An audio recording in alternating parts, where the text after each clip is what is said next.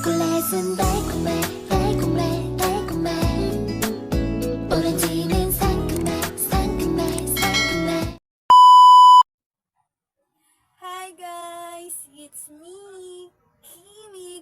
Don't forget to like and subscribe my YT channel. So, before ko mag-start sa expectation ako sa beauty care, mag-introduce yourself sa ako. Ako di ay si Julian Kim Sabior, student from JB Ferriol National High School. Antrak na ako kay TBL, ang strand na ko kay beauty care. So, nagaingon unsa di purpose sa beauty care, sa purpose of beauty care. So ang beauty care kay nagahatag siya og joy, peace and meaningful to our life. So ang beauty care is the ordinary can bring a sense of skills, knowledge and relationship with our environment. So as a student, beauty care ang akong gikuha kay kabalo gid ko na ang beauty care is makatabang gid siya sa akong life, sa akong future, and then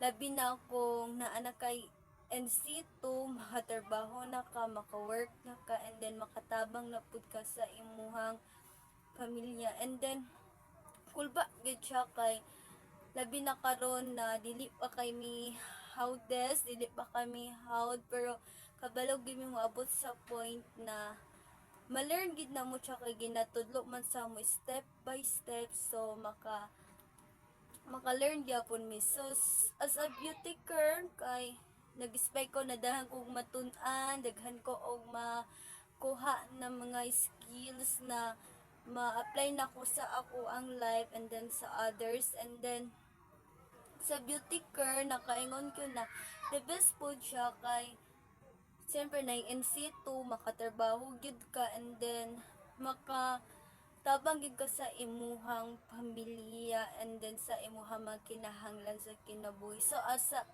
sa kinabuhi, so sa mga incoming grade 11, gina-encourage siya mo na magkuha mo og strands na TBL or magkuha man mog TBL tapos beauty care inyong kwaon. I know pagduwa-duha ka. Ang beauty care is makatabang gid siya sa ato ang life, and then the best food siya. Daghan mog matun anong, daghan gid mog ma-learn, and maarani, and thank you. Bye.